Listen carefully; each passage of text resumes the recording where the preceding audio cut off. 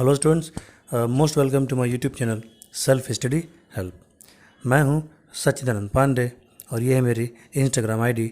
आप मेरी Instagram ID से भी जुड़ सकते हैं और वहाँ भी मुझसे जितना चाहे उतना क्वेश्चन आप पूछ सकते हैं चैट के थ्रू। फ़िलहाल आज का वीडियो हम लोग स्टार्ट करते हैं। आज का वीडियो जो आपका है वो है रूरल लाइफ एंड सोसाइटी। ये क्लास 8 हिस्ट्री का एक चैप्टर है। ये जो आपका चैप्टर है इस पे मैं एक और वीडियो बना चुका हूँ, लेकिन वो दूसरे बुक का है। वो वीडियो है न्यू लॉन्गमैन विस्टास का। और ये जो आपकी बुक है उसकी तस्वीर आपके सामने है, Frank fundamental of social science. Frank fundamentals of social science, ये जो आपकी बुक है, ठीक है। इसका ये जो चैप्टर आपका है रूरल लाइफ एंड सोसाइटी, ठीक है, इसको आज मैं एक्सप्लेन करने जा रहा हूँ। तो वीडियो को स्टार्ट करते हैं।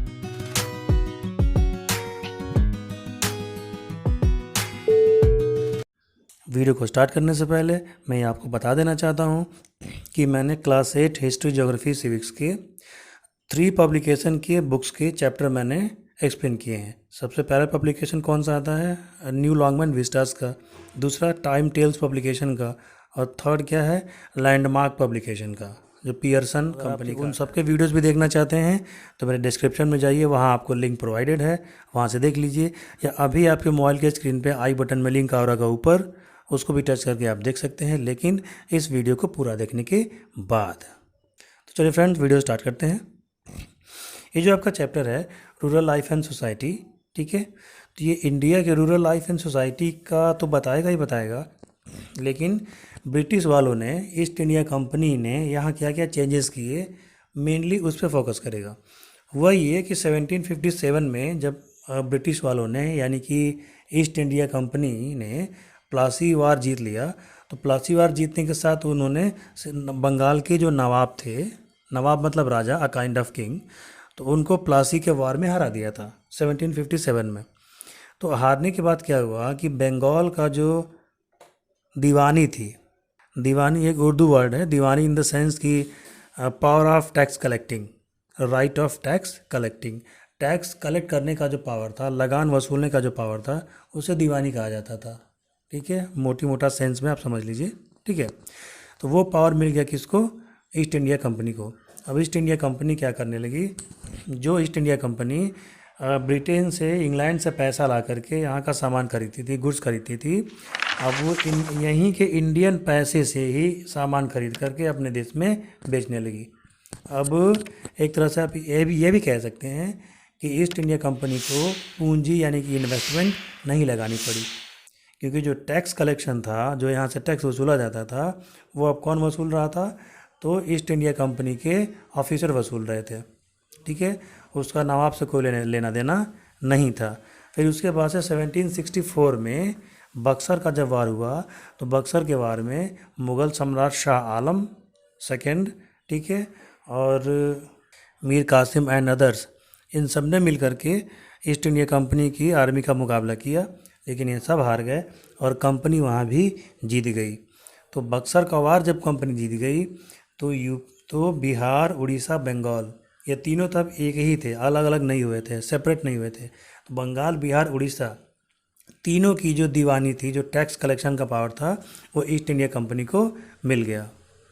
तो उसके बाद से ब्रिटिश ऑफिसर्स ने, ईस्ट इंडिया कंपनी ने, जो भी पुराने नियम थे टैक्स कलेक्शन के, लैंड रेवेन्यू के, या विलेज गवर्निंग के, या विलेज एडमिनिस्ट्रेशन के, या डिस्ट्रिक्ट एडमिनिस्ट्रेशन के, ठीक है, जो भी पुराने नियम थे जो यहाँ के इंडियन राजाओं ने, किंग्स ने बनाए थे, कंपनी ने उनको चेंज करना शुरू किया।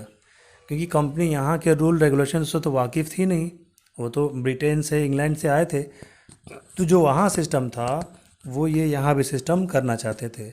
या तो वो यहाँ के सिस्टम को अपना बना लेते, या तो इंग्लैंड का सिस्टम यहाँ ला करके थोप देते।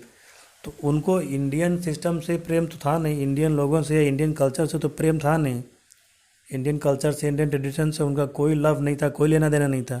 वो तो इंडिया को क्या करने आए थे, बिजनेस करने आए थे। अब बाद में उन्होंने सोचा कि यहाँ के राजा आपस में ही लड़ मर रहे हैं, आपस में ही खींचातानी है, एक दूसरे की टांग खींचने में हमेशा लगे रहते हैं, तो इसलिए यहाँ इनको आपस में डिवाइड एंड रूल, आपस में फूट डाल के और हम लोग राज कर सकते हैं, और हम लोग यहाँ बिजनेस के साथ साथ शासन भी कर सकते हैं, ठीक है, गवर्नेंस भी यहाँ कर सकते हैं।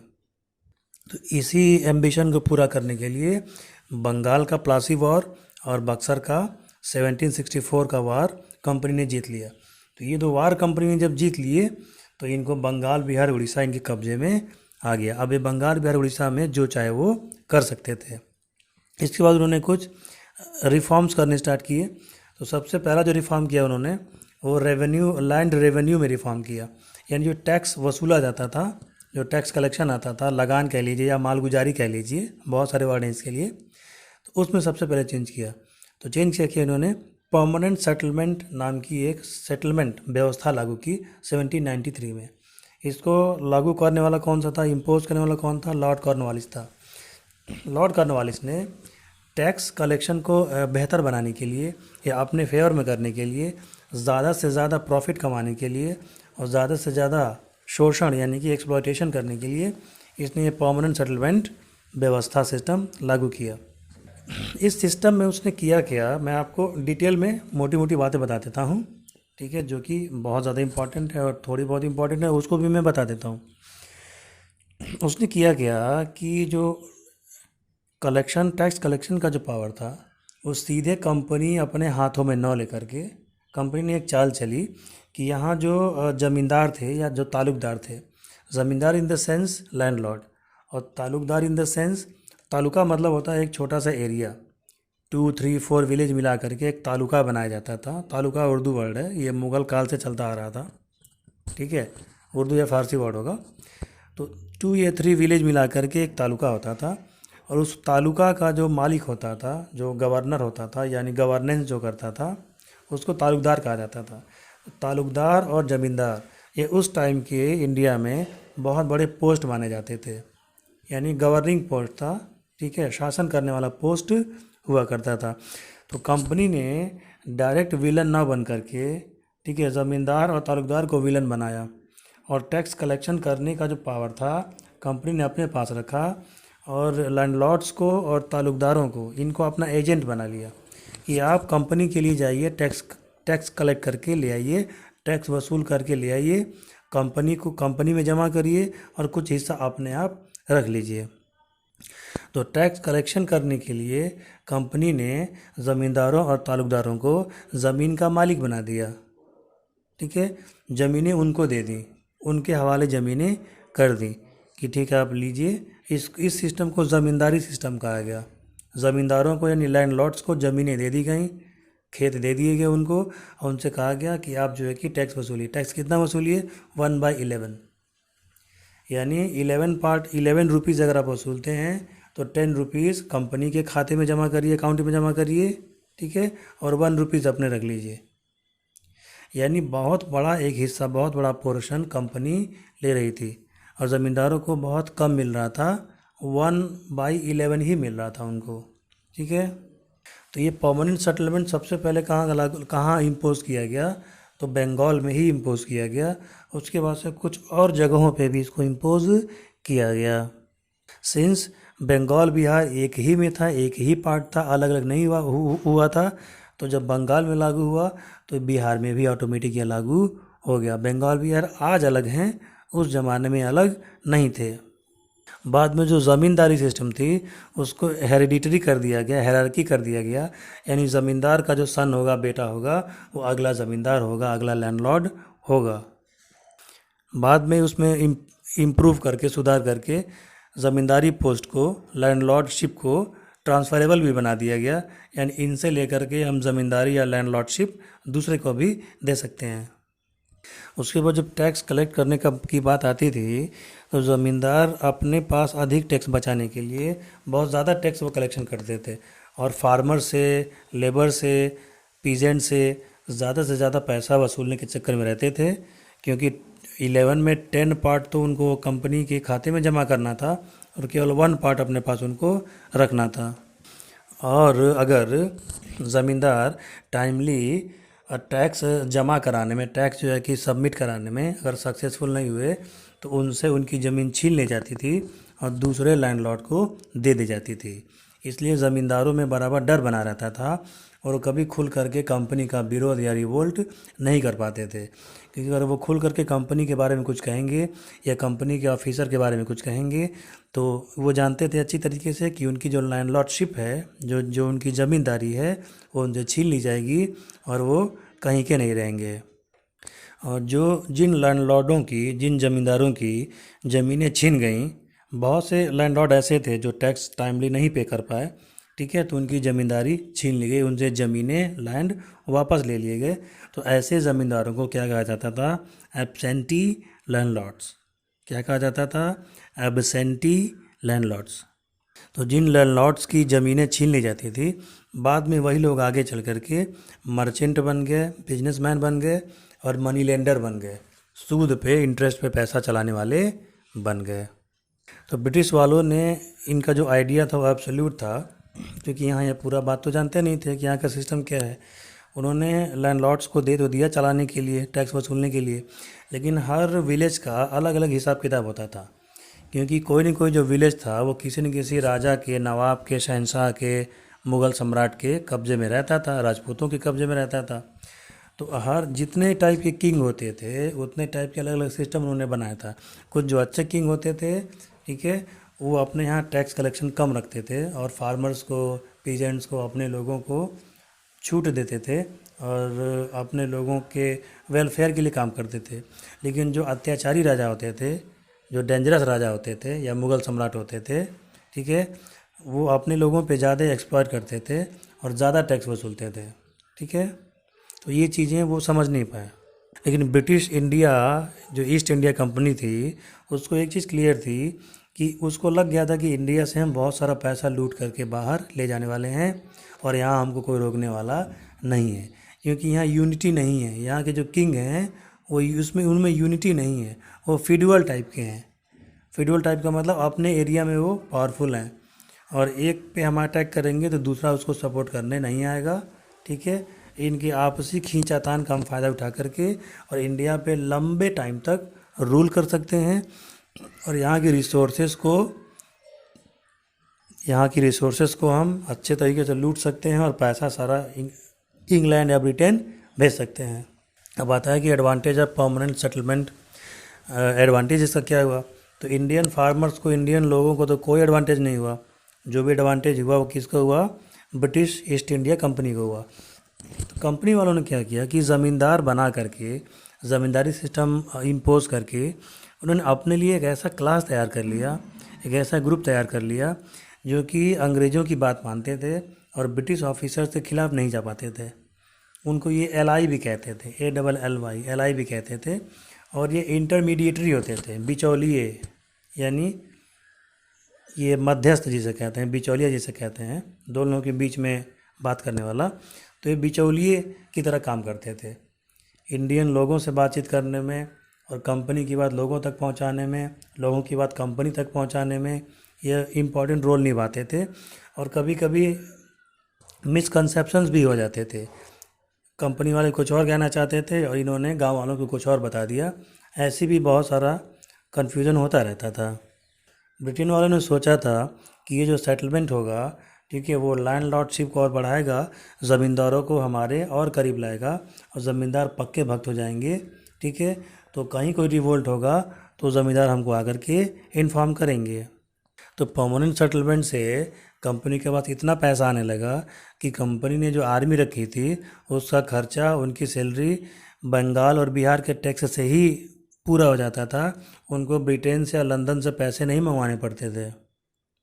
बंगाल बिहार में इसे इम्पोज करने के बाद, ठीक है, परमानेंट सेटलमेंट को एक्सटेंशन भी दिया गया, ठीक है। एक्सटेंशन टू अदर रीजन किस में दिया गया? तो उड़ीसा में दिया गया और मद्रास यानी कि चेन्नई, जो उस ज़माने का मद्रास था, आज का वो चेन्नई है, तो चेन्नई या मद्रास के कुछ डिस्ट्रिक्ट्स में दिया गया था और वाराणसी में दिया गया था, अवध में।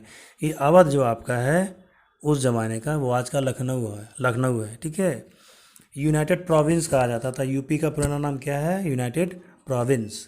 और जो लखनऊ था, ठीक है, वो अवध के नवाबों की कैपिटल थी, ठीक है। तो इन सब जगहों पे भी इसे लागू किया गया। अगला हेडिंग आपका है reason for devising other land settlement, यानी दूसरे भी लैंड सेटलमेंट क्यों लाने पड़े। परमानेंट सेटलमेंट जो बनाया गया था वो अच्छा साबित नहीं हुआ, इसमें बहुत सारी कमियां थी, बहुत सारे ड्रॉबैक्स थे। अब क्या क्या कमियां थी बता रहा हूँ। वेस्टर्न और south western India. Western India का मतलब क्या है कि राजस्थान हो गया, गुजरात हो गया, ठीक है। और साउथ इंडिया का मतलब जितने आपके स्टेट हैं, जैसे हैदराबाद हो गया, तमिलनाडु हो गया, केरला हो गया, ठीक है। तो ये सब साउथ में ही गिने जाते हैं। तो साउथ इंडिया में और साउथ वेस्टर्न इंडिया में, ठीक है, ये दोनों जगह जो ज़मींदार थे वो बहुत पावरफुल थे, राजा की तरह होते हैं, जस्ट लाइक ए किंग थे वो। तो अंग्रेज़ उनको डायरेक्ट नाराज़ नहीं करना चाहते थे, उनसे डायरेक्ट वो दुश्मनी मोल नहीं लेना चाहते थे, क्योंकि फिर अगर वो नहीं मानते तो फिर ब्रिटेन वालों को अपनी आर्मी भेजनी पड़ती। तो आर्मी में इनके भी तो लोग मरते थे। इंडियन राजा से जब लड़ाई होती थी तो इंडियन लोग मरते थे, तो इनके भी मरते थे। तो मरते थे तो यहाँ वो कंपनी को, ब्रिटेन की जो महारानी थी, जो क्वीन थी, उनको जवाब देना पड़ता था, ठीक है, उनको रिपोर्ट भेजी जाती थी। इसलिए इन लोगों ने भरसक ये कोशिश किया कि बिना गोली चलाए अगर बात बन जाती है तो बन जाए, नहीं तो लास्ट ऑप्शन तो वो रहेगा ही रहेगा। तो एक ब्रिटिश ऑफिसर था थॉमस मुनरो, जो कि बाद में चल कर के मद्रास का गवर्नर भी बना, और कैप्टन अलेक्जेंडर रीड, ये दोनों नाम आप याद रखेंगे, इम्पॉर्टेंट हैं। तो थॉमस मुनरो और कैप्टन रीड ने एक नया सिस्टम जो है कि इम्पोज किया था, ठीक है। वो कुछ हिस्सों में इम्पोज किया था। तो वो जो सिस्टम इसने इम्पोज किया था वो काफ़ी अच्छा रहा और अच्छे से लागू हो गया। तो उसी को देख करके थॉमस मुनरो ने ये सेटलमेंट बाकी जगह भी लागू कर दिया गया, और इसको कहा गया रैयतवाड़ी सिस्टम। रैयत का मतलब क्या है? रैयत का मतलब होता है फार्मर, किसान, ठीक है। कुछ पर्टिकुलर जगहों पे इनको रैयत कहा जाता था, किसानों को। तो यानी कहने का मतलब था कि ये जो आपका अगला सेटलमेंट आ रहा था, उस सेटलमेंट में उसको रैयतवाड़ी सिस्टम कहा गया। ये भी लैंड रेवेन्यू का ही सिस्टम था, और इसमें जो किसान थे जिन्हें रैयत कहा जाता था, उनको डायरेक्ट जो है कि दे दिया गया, डायरेक्ट उनसे टैक्स वसूलने का कंपनी सोचने लगी। जो मीडिएटर थे, जो बिचौलिए थे, जैसे ज़मींदार और तालुकदार, इनको हटाने का, बाहर फेंकने का डिसीजन कंपनी ने लिया। क्योंकि बाद में मैंने आपको बताया था कि बाद में जो ज़मींदार थे वो फार्मर्स पे ज़्यादा ज़ोर डालने लगे, ज़्यादा उनको एक्सप्लॉइट करने लगे, क्योंकि उनको मैक्सिमम तो कंपनी के खाते में जमा करना पड़ता था। तो ज़मींदार हैं तो उनको अपने भी तो कुछ रखना है। उस ब्रिटेन ईस्ट इंडिया आने के पहले, ईस्ट इंडिया कंपनी के आने से पहले तो वही मालिक थे, तो 100% वो टैक्स अपने पास रखते थे। लेकिन कंपनी के आ जाने से, हार जाने से, वो कंपनी के गुलाम जैसे बन गए थे, ठीक है। तो इसको दूर हटाने के लिए कंपनी ने नया सिस्टम लाने का सोचा, और मैं आपको कई बार बता चुका हूँ कि उस सिस्टम का नाम था रैयतवाड़ी सिस्टम। तो रैयतवाड़ी सिस्टम मेनली आपका मद्रास और उसके आसपास के इलाकों में लागू हुआ था। और ये सिस्टम सबसे पहले कहाँ लागू हुआ था?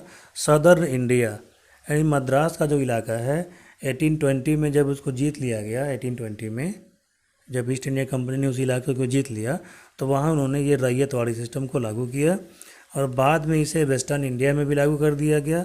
मद्रास और बॉम्बे प्रेसिडेंसी का मतलब मैं आपको समझा देता हूँ कि उस समय पूरा जो इंडिया था वो 4 स्टेट में ही बटा हुआ था। अंग्रेज़ों ने बांटा था, उसको डिस्ट्रीब्यूट किया था। मद्रास प्रेसिडेंसी में सारे के सारे साउथ के स्टेट आते थे, और यूपी, यूनाइटेड प्रोविंस में आपकी ये नॉर्दर्न के स्टेट आते थे, और वेस्टर्न प्रोविंस में आपका ये राजस्थान हो गया, आपका पंजाब हो गया, बाकी जम्मू वगैरह के इलाके आते थे। एक और आपका था सेंट्रल प्रोविंस था, जिसमें महाराष्ट्र और मध्य प्रदेश के इलाके आते थे। तो ये जो टैक्स कलेक्शन करने का जो सिस्टम था वो अकबर के, जो आपके मुग़ल एम्परर रहा अकबर, उसके सिस्टम से मिलता जुलता था। इसके हिसाब से जो टैक्स कलेक्शन होता था, ठीक है, वो जैसे पहले क्या होता था कि ज़मींदार से वसूला जाता था, लेकिन अब क्या होता था कि एक एक फार्मर से अलग अलग वसूला जाने लगा। इसके लिए जो भी उनकी ज़मीनें थीं उनको मेज़र किया जाता था, और उस ज़मीन में, उस फील्ड में कितने टाइप की फसल क्रॉप की जाती है, और उस जो क्रॉप जो होता है, जो फसल, जो क्रॉप है, उसकी कीमत क्या है, उसके बेसिस पे, एक्चुअल कल्टीवेशन के बेसिस पे टैक्स डिसाइड किया जाता था। और ये जो सिस्टम था वो कंपनी के लिए बहुत ज़्यादा बेनिफिशियल साबित हुआ, बहुत ज़्यादा फ़ायदा कंपनी को इसने पहुंचाया। और इस सिस्टम में जो मिडिल मैन थे, जो मिडिटेरियन थे, जो बिचौलिए थे, उनको ख़त्म कर दिया गया। और इस तरीके से जो फार्मर्स का एक्सप्लॉयटेशन हो रहा था और लैंडलॉर्ड और ताल्लुकदार जो उन पर एक्स्ट्रा प्रेशर डाल रहे थे ज़्यादा अनाज पैदा करने के लिए और ज़्यादा टैक्स देने के लिए, वो सिस्टम धीरे धीरे ख़त्म हो गया। फार्मर्स को फ़िलहाल राहत मिल गई, थोड़ी रिलीफ उनको मिल गई, क्योंकि अब उनको एक फ़िक्स अमाउंट डिसाइड कर दिया गया और हर फार्मर, हर पीजेंट अपना अलग अलग टैक्स जो है कि देता था, जो कि कंपनी द्वारा डिसाइड किया जाता था। लेकिन इस सिस्टम में जो टैक्स थे उसका रेट बहुत हाई कर दिया गया। ठीक है, हाई क्यों कर दिया गया? क्योंकि 55% ऑफ द प्रोड्यूस, जो भी आप पैदा करते थे, जितना भी अनाज आप उगाते थे या जो भी चीज़ आप अपने खेतों में उगा रहे हैं, क्रॉप कर रहे हैं, फसल होने के बाद, क्रॉपिंग होने के बाद, हार्वेस्टिंग होने के बाद 55% उसका जो है कि टोटल प्रोड्यूस का 55% कंपनी को टैक्स के रूप में देना होता था और ओनली 45% अपने पास किसानों को या फार्मर्स को रखना होता था। और सबसे डिस्टर्ब करने वाली बात यह है कि अगर कोई नेचुरल कैलेमिटी आ गई, फ्लड आ गया, सूखा पड़ गया, ड्रॉट हो गया, या किसी रीजन से फसल अच्छी नहीं हुई, क्रॉपिंग अच्छी नहीं हुई, तो भी इतना ही टैक्स देना पड़ता था। कंपनी वाले कोई रियायत या कोई मरम्मत नहीं करते थे और नहीं टैक्स देने में किसानों की ज़मीनें छीन ली जाती थी। ठीक है, उनके बैल छीन लिए जाते थे और बहुत उन पर एक्सप्लॉयटेशन, उन पर अत्याचार बहुत ज़्यादा किया जाता था। फिर ये सिस्टम भी कुछ दिनों बाद फेल हो गया, नहीं चल पाया, क्योंकि इसके भी अपने अलग नुकसान थे। तो इसके बाद जो है कि मालवाड़ी सिस्टम जो है कि लागू किया गया। अब आपकी बुक में उसका नुकसान तो नहीं दिया, लेकिन मैं बता देता हूँ, दिया भी होगा, कोई बात नहीं। रईत वाली सिस्टम की सबसे माइनस पॉइंट क्या थी कि जब फार्मर्स को जब सेपरेटली टैक्स देना होता था तो 55% देना होता था। तो जब कभी फसल ख़राब हो जाती थी या ज़्यादा बारिश हो जाती थी या ड्रॉट या सूखा पड़ जाता था या फ्लड या बाढ़ आ जाती थी, ठीक है, तो ये टैक्स उनको देना पड़ता था फिर भी। तो ये जो सेठ साहूकार, जो महाजन थे, महाजन कह लीजिए, मनी लेंडर कह लीजिए, सेठ कह लीजिए, ठीक है, तो उनसे ये लोन लेते थे, लोन लेकर के टैक्स दे देते थे कंपनी को। लेकिन उनके पास फिर कुछ बचता नहीं था। तो जो महाजन और सेठ साहूकार जो थे, इनसे बहुत ज़्यादा लेते थे टैक्स, इंटरेस्ट जो है बहुत ज़्यादा लेते थे और उस लोन को ये कभी चुका नहीं पाते थे। तो फिर इनको क्या करना पड़ता था कि ज़मींदार कह रहे हैं, मनी लेंडर्स या महाजनों के खेतों में इन्हें फ्री में काम करना पड़ता था, जिसे बॉन्डेड लेबर कहा जाता था, बंधुआ मजदूरी कही जाती थी। थ्रू आउट द लाइफ वो काम करते थे, लेकिन उनका कर्जा है, उनका लोन कभी ख़त्म नहीं होता था। इसमें जो है कि इसमें भी फार्मर्स को बहुत सारे कष्ट झेलने पड़े, बहुत सारी डिफ़िकल्टी झेलनी पड़ी और काफ़ी सारे किसानों की जो प्रॉपर्टी थी वो महाजनों के पास या मनी लेंडरों के पास गिरवी पड़ी रह गई और कभी इन्हें वो छुड़ा नहीं पाए। मालवाड़ी सिस्टम में इसे लागू कहाँ किया गया? तो मध्य प्रदेश, उत्तर प्रदेश और पंजाब, इन एरियाज़ में इसे लागू किया गया। ठीक है, और इन एरियाज़ में जो किसान थे या जो गांव वाले थे, तो गांव वालों का जो ग्रुप होता था, उन ग्रुप्स को कहा जाता था महाल। इसी महाल से मालवाड़ी सिस्टम, ये इसका नाम पड़ गया। यहाँ जो मैप दिया है, मैप में देख सकते हैं, ठीक है, areas of land settlement under British. तो इस मैप में आप देखेंगे तो पाकिस्तान भी आपके इंडिया में ही था, अफगानिस्तान भी आपके इंडिया में ही था, ठीक है, और देखिए भूटान वूटान सब आपके इंडिया में ही था। तो मालवाड़ी सिस्टम में जो टैक्स कलेक्शन था, ठीक है, वो गांव का जो हेडमैन होता था पूरे गांव के ग्रुप का, जिसे महाल कहा जाता था, उन्हें ये दे दिया जाता था। ठीक है, यानी 2 या 3 गांव वाले इकट्ठा मिलकर के टैक्स जो है कि देते थे। और इन दोनों जो नए टैक्स सिस्टम आए थे, मालवाड़ी और रैयतवाड़ी, इनका नुकसान क्या था इस हेडिंग में बता रहा है, ill effects of new land settlement on the people. तो रैयतवाड़ी का तो मैं बता चुका हूँ, मालवाड़ी का बता देता हूँ। रैयतवाड़ी हो या मालवाड़ी हो, दिक्कत तब आती थी जब वेदरिंग अच्छी नहीं होती थी या रेन जब नहीं अच्छा होता था, क्योंकि उस टाइम साइंटिफिक एग्रीकल्चर तो होता नहीं था। जितने भी चीज़ें थीं सब के सब मानसून पे डिपेंड थी। रेन हुआ, बारिश हुई तो अच्छा खासा खेतों में पानी आएगा, नहीं बारिश हुई तो फसलें सूख जाती थीं, ड्रॉट, सूखा पड़ जाता था, बहुत ज़्यादा बारिश हो गई तो फ्लड आ जाता था, बाढ़ आ जाती थी। तो इसमें कुछ ये कंपनसेशन नहीं करते थे। जो ब्रिटिश ऑफिसर थे उनको इससे मतलब नहीं था, उनको बस अपने टैक्स कलेक्शन से मतलब था। ज़बरदस्ती वो टैक्स कलेक्ट करते थे, उनको किसानों को मारते थे, पीटते थे, उनको टॉर्चर किया जाता था। ठीक है, उनकी ज़मीनें छीन ली जाती थी, बहुत प्रकार से उनको टॉर्चर किया जाता था ताकि वो टैक्स दे दें। तो वो करते क्या थे कि सेठ महाजन से लोन लेते थे और लोन के रूप में अपनी ज़मीन, अपने बैल, ठीक है, अपने खेत, ये क्या रखते थे, गिरवी रखते थे, यानी मॉर्टेज के रूप में रखते थे।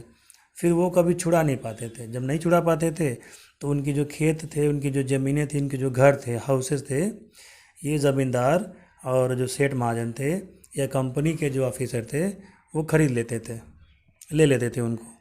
और ये क्या हो जाते थे, लैंडलेस फार्मर हो जाते थे, हाउसलेस फार्मर हो जाते थे। यानी ऐसे फार्मर जिनके पास अपना घर नहीं है, जिनके पास अपनी ज़मीन नहीं है, तो वो फार्मर से लेबर बन जाते थे, मज़दूर बन जाते थे और दूसरे के खेतों में जाके वो काम करने लगते थे।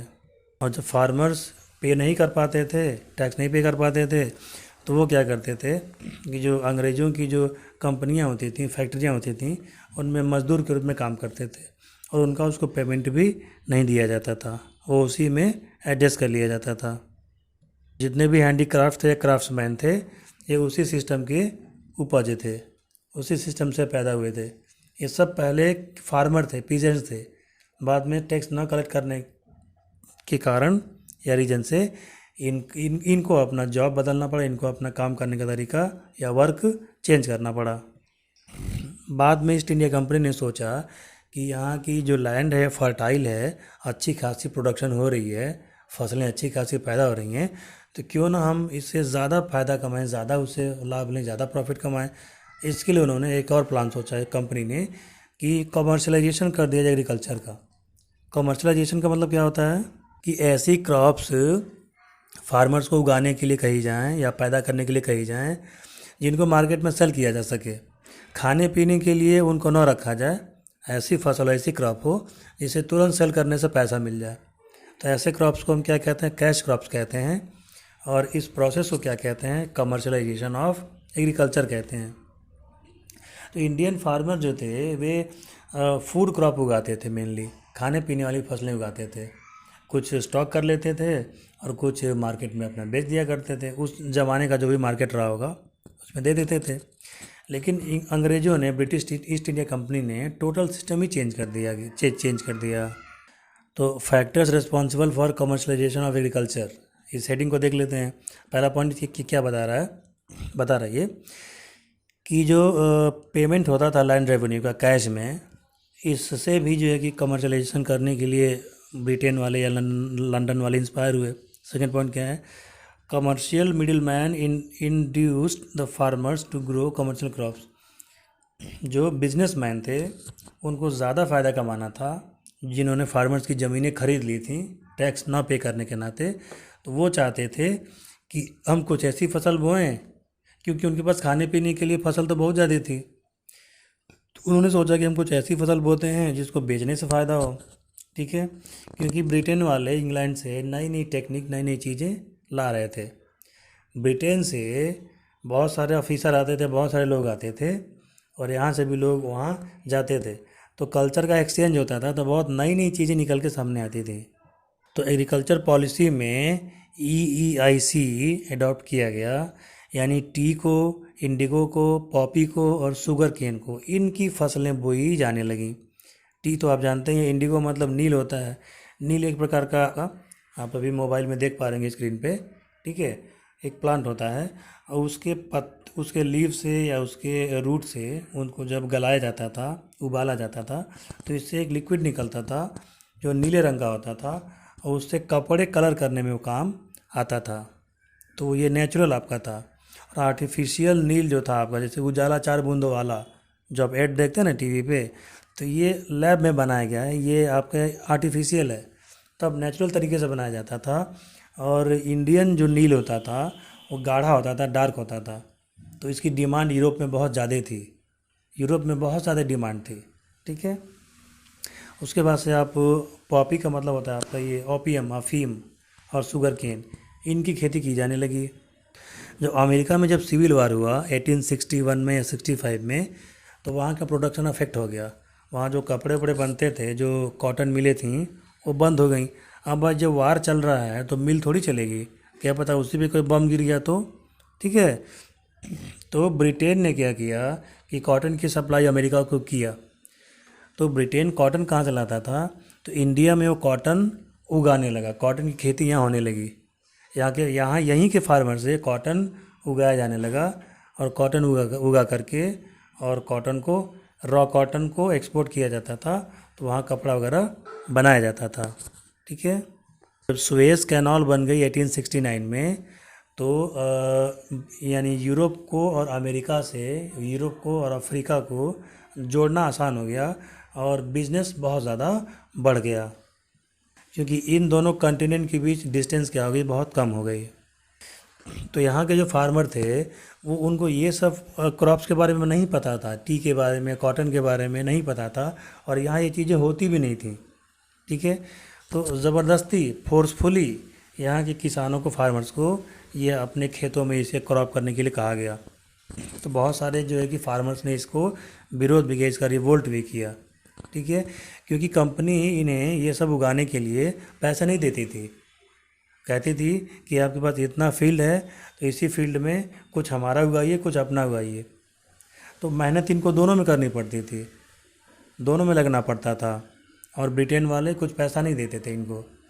और जब फसल पैदा हो जाती थी तो सारा का सारा फसल काट के अपने यहाँ ले जाते थे, और उसको सेल करके पैसा कमाते थे, और उस प्रॉफिट का एक भी रुपया, एक भी हिस्सा फार्मर्स को नहीं मिलता था। यानी फार्मर्स के लिए क्या था, घाटे का सौदा था, माइनस वाला पॉइंट था। और उसके बाद से जब कभी बारिश नहीं होती थी, ठीक है, मानसून जब नहीं आता था, और ड्रॉट पड़ जाता था, सूखा पड़ जाता था। जब सूखा पड़ जाता था, तो जब फील्ड में कुछ अनाज नहीं पैदा होगा, तो लोग भूखों मर जाते थे। तो फेमिन पड़ता था। फेमिन का मतलब होता है अकाल। अकाल का मतलब होता है कि मानसून नहीं आया, तो क्रॉपिंग नहीं हुई, फसल नहीं हुई, जब खेत नहीं बोए गए तो पैदा तो कुछ होगा नहीं। तो ऐसे 70 में बंगाल में एक बहुत भयंकर जो है कि फेमिन आया था, और बहुत लाखों लोग मरे थे, और ब्रिटेन की गवर्नमेंट ने या ईस्ट इंडिया कंपनी ने कोई भी किसी बंगाली की हेल्प नहीं की थी, बिल्कुल भी हेल्प नहीं किया था। और 1866 1867 में भी कुछ ऐसा ही फेमिन पड़ा था उड़ीसा में। उसमें भी ब्रिटिश की ईस्ट इंडिया कंपनी ने कोई भी हेल्प नहीं की। और कलकत्ता, मद्रास में भी पड़ा, कहीं किसी कोई एक रुपया की मदद नहीं की गई। 1868 में राजस्थान, पंजाब में भी ये चीज़ें देखी गई, यूनाइटेड प्रोविंस में भी देखी गई। 1873 में फिर दोबारा फेमिन पड़ा, लेकिन कोई भी। और 1876 में जो ट्राइबल कम्युनिटीज़ था, जो आदिवासी लोग थे, उनके यहाँ फेमिन हुआ, अकाल हुआ, तो उसमें भी कोई भी मदद नहीं की अंग्रेज़ों ने। ईस्ट इंडिया कंपनी को बस केवल अपना टैक्स वसूलने से मतलब था। ठीक है। आपका चमड़ा बेच करके, आपकी स्किन बेच करके अभी टैक्स वसूलना पड़े तो ब्रिटेन वाले वसूल लेते थे। वो यहाँ के लोगों को कोड़े से मारते पीटते थे, ज़मीन हड़पने की धमकी देते थे, तो यहाँ के लोग डर जाते थे। और जो किंग थे, यहाँ के जो राजा थे, उनकी मदद वो नहीं कर पाते थे। कुछ ही राजा थे जो मदद करते थे, क्योंकि राजा पहले ही इनके गुलाम हो चुके थे। अपने यहाँ के जो राजा होते थे ना, वो घमंडी होते थे। सब की बात नहीं कर रहा हूँ, कुछ की बात कर रहा हूँ। गद्दी ना जाए भाई, ठाट बाट ना जाए, शान और शौकत ना जाए। भले ही अपने यहाँ अपने लोग पिट रहे हों, लेकिन उनकी नवाबी बनी रहे, उनके ठाट बाट बना रहे। क्योंकि अगर राजा नहीं रहेंगे तो 100 लोग दुआ सलाम उनको क्यों करेंगे, 100 200 लोग सर क्यों झुकाएंगे उनके सामने। तो उनको अपने रुतबे से मतलब था, अपने क्लास से मतलब था। सभी किंग ऐसा नहीं थे, लेकिन 75% किंग ऐसे ही हो गए थे। और फिर मद्रास में, मैसूर में, हैदराबाद में, बॉम्बे में, यूनाइटेड प्रोविंस में, हर जगह लगभग फेमिन वाली सिचुएशन हुई। और इससे वहाँ के लोगों में ईस्ट इंडिया कंपनी के प्रति बहुत ज़्यादा गुस्सा पनपा कि भाई हमसे टैक्स भी ले रहे हैं, हमको मरने के लिए भी छोड़ दे रहे हैं, और हमारी हेल्प भी ये नहीं कर रहे हैं। एक यहाँ पे ये टेबल दिया हुआ है, उस टेबल में आप देख सकते हैं कि ईयर लिखा हुआ है, और कितने फेमिन हुए ये लिखा है, और कितने लोग मरे मिलियन में ये लिखा है। तो आप पढ़ करके इसको समझ सकते हैं कि कितने मिलियन लोग किस ईयर में मरे। ठीक है। अब आते हैं इरिगेशन पे। जब इतने बड़े लेवल पे ब्रिटेन वालों के यहाँ एग्रीकल्चर कराना था और खेती बाड़ी एग्रीकल्चर कराना था, खेती बाड़ी करानी थी, तो इनको इरिगेशन की टॉप क्लास की फैसिलिटी चाहिए थी। तो इन्होंने टॉप क्लास की फैसिलिटी दी भी, इरिगेशन को, सिंचाई को आसान बनाया, और जो रिवर्स थी उनसे कैनाल्स बनाए, नहरें बनाई, कैनाल्स बनाए, कैनाल्स बना करके और उनको यूज़ करने के लिए दिया। लॉर्ड लॉरेंस ने 1866 में एक आपकी पॉलिसी बनाई, और उस पॉलिसी के हिसाब से सरहिंद कैनाल, सरहिंद आपका ये पंजाब का एक इलाका है, ठीक है, लेकिन आजकल ये इलाका पाकिस्तानी पंजाब में, जैसे पंजाब में 26 डिस्ट्रिक्ट थे टोटल, तो जब 1947 में जब डिस्ट्रीब्यूशन और जब बंटवारा हुआ तो 13 डिस्ट्रिक्ट पंजाब पाकिस्तान में चले गए और पंजाब के ही, और 13 इंडिया में रह गए। तो ये जो लाहौर है ना, वो लाहौर जो है कि पाकिस्तान पंजाब का कैपिटल था उस टाइम, ठीक है। वहाँ भी पंजाबी हैं, जाट हैं, खत्री हैं, ठीक है, और आपके चौधरी हैं, वहाँ भी हैं, और यहाँ के पंजाब में जाट, खत्री, चौधरी यहाँ भी पाए जाते हैं। पंजाब को उन्होंने सीधा 2 हिस्सों में डिवाइड कर दिया, 13 डिस्ट्रिक्ट उधर, 13 डिस्ट्रिक्ट इधर, ठीक है।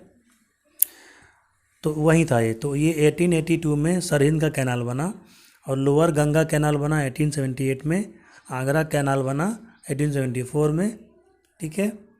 और बहुत इसके बाद भी बहुत सारी कैनाल बनाई गई, नहरें बनाई गई, जिससे पानी आराम से खेतों तक पहुंच सके, ठीक है, और अच्छे से डेवलपमेंट हो सके।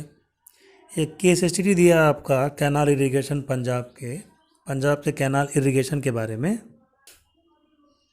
तो उस केस स्टडी को आप पढ़ लीजिएगा, ठीक है। बहुत कोई टफ लैंग्वेज में नहीं है, क्योंकि वीडियो बहुत ज़्यादा लंबा हो गया है, और लेंथी वीडियोज़ आप लोग देखना पसंद नहीं करते हैं, ठीक है। पूरे पूरे वीडियोज़ आप लोग देखते भी नहीं हैं। आप केस स्टडी को पढ़ लीजिएगा, और कहीं कोई कन्फ्यूज़न होगी तो कमेंट बॉक्स में आप कमेंट करके मुझसे क्वेश्चन भी पूछ सकते हैं, या इंस्टाग्राम पे जा कर के मुझे क्वेश्चन चैट भी कर सकते हैं। ये आपका एक टेबल दिया हुआ है, लेफ़्ट में ईयर दिया हुआ है, राइट में कैनाल कंस्ट्रक्शन दिया हुआ है, इसको भी आप पढ़ लेंगे, आपको समझ में आ जाएगा। 1892 में आपका लोअर चेनाब कैनाल बना, 1901 में लोअर झेलम कैनाल बना, 1901 से 28 तक सतलज वैली प्रोजेक्ट बनी, 1882 में आपका सरहिंद का कैनाल बना, 1860 में आपका अपर बारी दोआब कैनाल बना, ठीक है। इन सब के बाद नेम जान लीजिए और किस ईयर में बने, बस ये जानिए, ठीक है। उसके बाद इससे कुछ ड्रॉबैक्स भी थे कैनाल के, जो कैनाल सिस्टम बना था उससे कुछ ड्रॉबैक भी थे। ड्रॉबैक क्या थे भाई? ड्रॉबैक मतलब होता है कमी। ये जो कैनाल थी, कैनाल में जब बहुत ज़्यादा पानी आ जाता था, जब बारिश बहुत ज़्यादा हो जाती थी, बहुत ज़्यादा पानी यहाँ वाटर लॉज हो जाता था, पानी इकट्ठा हो जाता था, ठीक है। तो ये फिर धीरे धीरे पानी वो गंदा हो जाता था, तो उसमें मच्छर ज़्यादा पनपते थे, मलेरिया वगैरह की बीमारियाँ उस समय ज़्यादा होती थी, और इनकी सफाई दफाई नहीं होती थी, इनकी क्लीनिंग जो होती थी वो नहीं होती थी, क्योंकि ब्रिटेन वालों को बस केवल पैसे से मतलब था, टैक्स कलेक्शन से मतलब था, और कमर्शियल क्रॉपिंग करने से मतलब था, बाकी उससे रिलेटेड चीज़ों पे ध्यान नहीं देते थे, ठीक है। और कभी कभी जब ज़्यादा पानी आ जाता था तो फ्लड की भी सिचुएशन आ जाती थी, ठीक है। और ब्रिटेन वालों ने ये क्या कि कैनाल्स बनाई थी कि जब फ्लड का सिचुएशन होगा या जब फेमिन होगा, अकाल पड़ेगा, सूखा पड़ जाएगा, तो ये कैनाल्स के थ्रू हम पानी भेज देंगे आपके खेतों में और आप खेती कर लीजिएगा। लेकिन फेमिन को रोकने में ये कैनाल्स नहीं सक्सेसफुल हो पाई, तो उनका प्रॉमिस भी क्या रह गया, झूठा साबित हुआ। अब जब इतने सारे अत्याचार हो रहे थे, एक्सप्लॉयटेशन हो रहा था फार्मर्स का, तो भाई विद्रोह करना, हथियार उठाना और रिवोल्ट करना तो नेचुरल था। तो पीजेंट रिवोल्ट हमारे यहाँ बहुत ज़्यादा हुआ, क्योंकि किसान तो वैसे भी मर रहे थे, उनका एक्सप्लॉयटेशन तो वैसे भी हो रहा था, उनकी ज़मीनें, उनके घर तो वैसे ही बिक रहे थे, वैसे ही नीलाम हो रहे थे।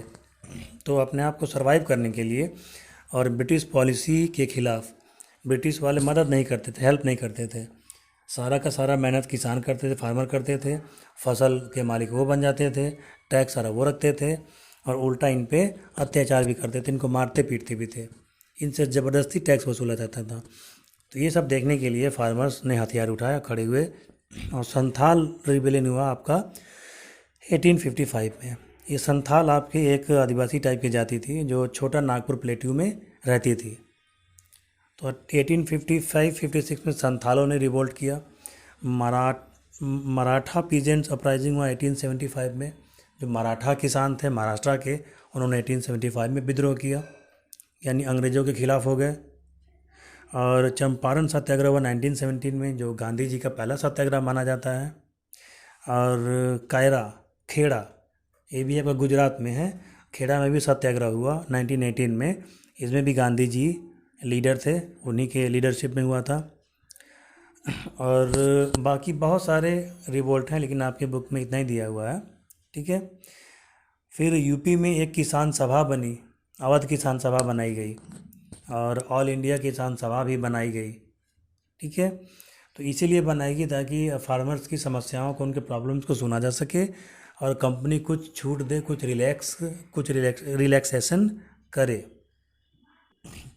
उसके बाद से इंडिगो रिवोल्ट आपका बता रहा है, ये 1860 में हुआ। वही इंडिगो नील की खेती जो होती थी, ठीक है, तो बंगाल बिहार में ये होती थी। तो ये सिस्टम था कि भाई 3/20 का सिस्टम था, यानी अगर आपका 20 फील्ड है तो उसमें 3 या 4 में आप इंडिगो बोएंगे ही बोएंगे, कंपलसरी कर दिया गया था बोना। ये हर फार्मर्स अपने अपने फील्ड के कुछ हिस्सों में, some part of their field, वो इंडिगो लगाएगा ही लगाएगा।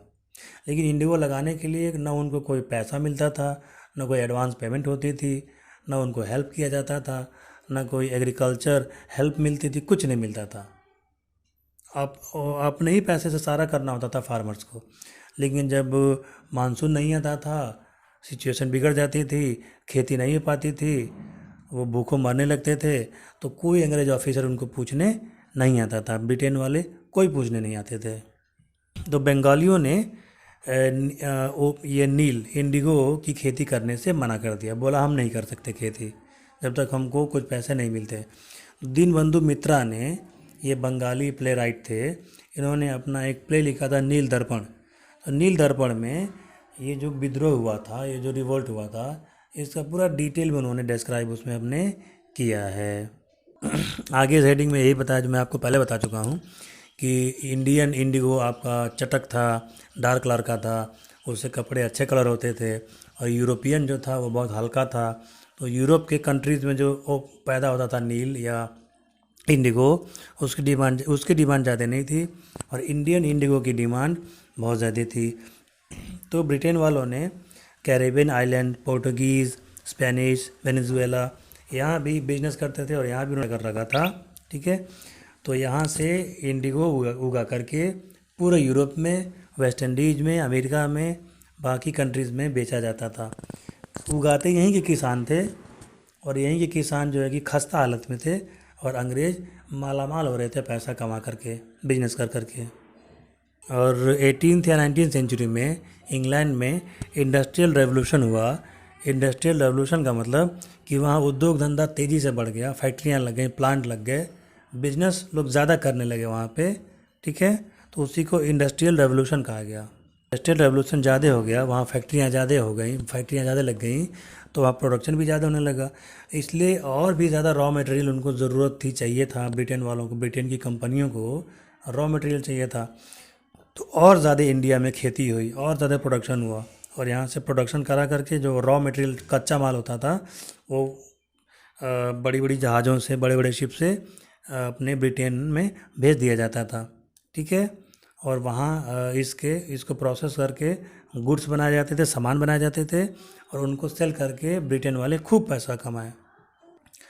तो सेंट डोमिंगो एक आपका आइलैंड है वेस्ट इंडीज़ में, 1791 में वहाँ भी रिवोल्ट हुआ। और 1792 में इंडिगो प्लांटेशन होने लगा कैरेबियन आइलैंड में। ये जो आपका वेस्ट इंडीज़ है ना, उसी को कैरेबियन आइलैंड कहते हैं। तो वो वेस्ट इंडीज़ नाम को एक कंट्री नहीं है, छोटे छोटे आइलैंड हैं वो, Saint Lucia, Barbados, Trinidad and Tobago, ठीक है, सेंट एंटीगुआ, ऐसे करके वो छोटे छोटे आइलैंड हैं। तो वहाँ पे भी इन्होंने कब्जा किया हुआ था ब्रिटेन वालों ने, ठीक है। तो वहाँ भी रिवोल्ट हुए थे, और यहीं से मजदूर लेबर पकड़ पकड़ के वहाँ ले जाया जाता था, जिनको इंडेंचर्ड लेबर कहा जाता था। वेस्ट इंडीज़ में बहुत से इंडियन नाम के खिलाड़ी भी खेलते हैं, तो उनके जो पूर्वज थे, फोर फादर थे, वो यहीं से पकड़ के वहाँ ले गए थे। अगर में आप देख सकते हैं ये सेंट डोमिंगो का है। ये 1791 में ऐसे ही मजदूर जो है कि काम करते थे खेतों में। ठीक है। अब अगला हेडिंग है इंडिगो कल्टीवेशन इन इंडिया। यहाँ जो इंडिगो इंडिया में जो कल्टीवेट किया जाता था उसको टू टाइप से किया जाता था, एक तो निज, एक तो रॉयती। निज सिस्टम में क्या किया जाता था कि निज सिस्टम में जो फार्मर थे, ठीक है, वो अपने मन से खेती करते थे और उनका पूरा कंट्रोल अपने पे होता था। ठीक है। और जो रायती थी, या रायती का मतलब होता था कि दूसरों से लेकर वो करते थे। जैसे जो ज़मींदार थे उनको जब इंडिगो की खेती करवाना होता था तो वो मज़दूरों को हायर करते थे, लेबर्स को हायर कर लेते थे, उनको किराए पे ले लेते थे और उनसे खेती करवाते थे। तो निज सिस्टम में जो इंडिगो के प्लांटर थे खेती करते थे, जैसे यूरोप के कई सारे बिजनेसमैन भी थे, वो भी यहाँ पे आते थे, यहाँ ज़मीन खरीद लेते थे और इंडिगो की खेती करवाने लगते थे। कुछ इंडियन भी बिजनेसमैन थे, सेठ साहूकार थे, वो भी ज़मीनें खरीद लेते थे और इंडिगो की खेती करवाने लगते थे। तो इन सब लोगों को लेबर चाहिए थे, मजदूर चाहिए थे। तो जिन किसानों की ज़मीनें बिक जाती थी या जो टैक्स नहीं दे पाते थे, उन्हीं को टारगेट बनाया जाता था और इनसे बंधुआ मजदूरी, बॉन्डेड लेबर इन्हीं खेतों में करवाई जाती थी। और रॉयती सिस्टम में क्या होता था कि रॉयत जो होते थे उनसे फोर्सफुली एग्रीमेंट साइन कराया जाता था, जिसे सट्टा कहा जाता था, एग्रीमेंट कहा जाता था प्लांटर के साथ। तो उसमें क्या होता था कि विलेज का जो हेडमैन होता था उससे फोर्सफुली साइन करवाया जाता था और सभी रायत के बिहाफ में, और पेमेंट जो है कि कैश में दिया जाता था। ठीक है। फसल वो बोते हैं, फसल बोने के बाद से फसल दे देंगे और वो पेमेंट वो कैश में करेंगे। लेकिन जैसा कहा जाता था वैसा होता नहीं था। जो ब्रिटेन के व्यापारी थे, बिजनेसमैन थे, या इंडिया के जो बिजनेसमैन थे, वो बहुत धोखाधड़ी भी करते थे। ऐसा नहीं था कि जितना प्रॉमिस किया गया उतना दिया भी जाता हो, नहीं दिया जाता था और एक्सप्लॉयटेशन बहुत ज़्यादा किया जाता था। और इंडिगो लगाने से, इंडिगो ऐसा प्लांट था कि वो बहुत जल्दी जो सॉइल की जो फर्टिलिटी है उसको सोख लेता था, मिनरल्स कम कर देता था। ठीक है। और जहाँ जिस फील्ड में इंडिगो लगाया जाता था तो 2-3 ईयर्स के बाद उस फील्ड में और कुछ होता ही नहीं था कि मिनरल्स वो सोख लेता था। ठीक है। तो इसलिए भी किसानों का बहुत ज़्यादा घाटा जाने लगा, क्योंकि उनके अपने खेत जो है कि इनफर्टाइल होने लगे, यानी सॉइल में दम, मिट्टी में दम नहीं रह गया था और उनके जो प्रोडक्शन थे वो लो होते जा रहे थे, प्रोडक्शन कम होते जा रहे थे। खेत उतने ही थे लेकिन अनाज बहुत कम पैदा हो रहा था। ठीक है। ईस्ट इंडिया कंपनी के या ब्रिटेन के जो ऑफिसर यहाँ रिटायर होते थे, रिटायर होने के बाद यहाँ ज़मीन खरीद लेते थे और ख़रीदने के बाद ज़मींदारों के साथ मिल करके, ठीक है, और अपना वो भी यहीं काम करने लगते थे। तो बहुत बड़े लेवल पे वो इंडिगो का स्केल कराते थे। ठीक है, कराते थे और बहुत ज़्यादा पैसा यहाँ से कमाते थे। तो जब ब्रिटिश ऑफिसर जब ले लेते थे तो वे और भी अत्याचार करते थे, ज़्यादा से ज़्यादा, ठीक है, पैदावार हो, ज़्यादा कल्टीवेशन हो, इसके चक्कर में वो मज़दूरों से बहुत इनह्यूमन बिहेवियर करते थे, उनको मारते थे, पीटते थे, उनको टॉर्चर किया जाता था ताकि वो दिन भर काम करें।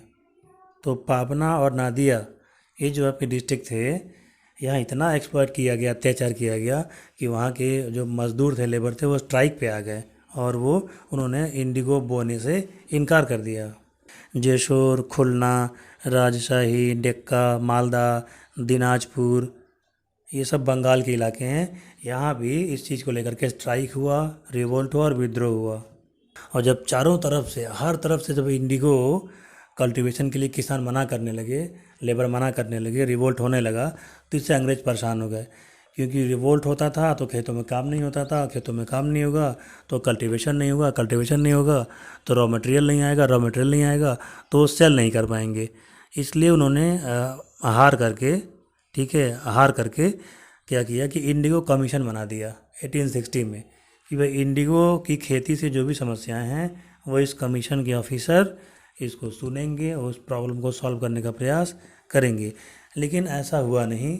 फार्मर्स की जो समस्याएं थी, जो प्रॉब्लम्स थी इंडिगो को लेकर के, वो जारी रहीं, क्योंकि ऑफिसर भी खुले मन से नहीं चाहते थे कि ये करें, क्योंकि उनको प्रॉब्लम सॉल्व करने में उनको कुछ अपना घाटा देना पड़ता था ना, और किसानों की बात माननी पड़ती थी, तो उनका फ़ायदा ज़्यादा नहीं हो पाता था। तो धीरे धीरे बंगाल में इंडिगो प्लांटेशन ख़त्म हो गया बंगालियों ने रिवोल्ट कर दिया, ख़त्म धीरे धीरे हो गया, और वो उठ करके बिहार और यूपी में आ गया। फिर बिहार में भी रिवोल्ट हुआ इंडिगो प्लांटेशन को ले करके। तो इसी के साथ ये चैप्टर आपका फिनिश होता है। वीडियो बहुत लंबा हो गया, तो आप मुझसे प्रॉमिस करिए कि वीडियो आप पूरा देखेंगे, क्योंकि आपके लिए मैंने बहुत मेहनत की है। और बाकी अदर वीडियोस आपको देखना है तो डिस्क्रिप्शन में लिंक पड़ा हुआ है, वहाँ से देख लीजिए जा करके। टोटल चैप्टर मैंने एक्सप्लेन किए हैं इस पब्लिकेशन का, तो मैं यही एक चैप्टर एक्सप्लेन कर रहा हूँ अभी, ठीक है। चलिए, तो चैनल को सब्सक्राइब कर दीजिएगा, अपने फ्रेंड्स में से, अपने दोस्तों से इस वीडियो को आप शेयर करेंगे, ताकि मैं और भी फ्री में बहुत से बच्चों की मैं हेल्प कर पाऊँ। 6 to 8 के बच्चों के लिए हेल्प करने के लिए मैंने बहुत कुछ सोचा हुआ है। अभी तो मैं SST सब्जेक्ट चला रहा हूँ, बाद में फिर इंग्लिश ग्रामर और इंग्लिश पोइम भी वीडियोज़ में लेकर के आऊँगा, और साइंस के भी वीडियोज़ में लेकर के आऊँगा, ठीक है। तो आप अपना प्यार मुझ पर बनाए रखिए, शेयर करते रहिए, मुझे ज़्यादा से ज़्यादा लोगों तक पहुँचाते रहिए, और बहुत जल्द मैं आपको लाइव क्लास के थ्रू पढ़ाऊँगा। अभी सिस्टम की मैं व्यवस्था कर रहा हूँ, ठीक है। लैपटॉप मेरे पास फ़िलहाल नहीं है, लैपटॉप की मैं व्यवस्था कर लेता हूँ, तो मैं आपको लाइव पढ़ाऊँगा। तो जो चैप्टर आप कहेंगे ऑन डिमांड मैं फ्री में आपको पढ़ा दूँगा, जो एक्सरसाइज आप कहेंगे मैं आपको सॉल्व करा दूँगा, ठीक है। तो मिलते हैं आपसे अगले वीडियो में, तब तक के लिए जय हिंद, जय भारत।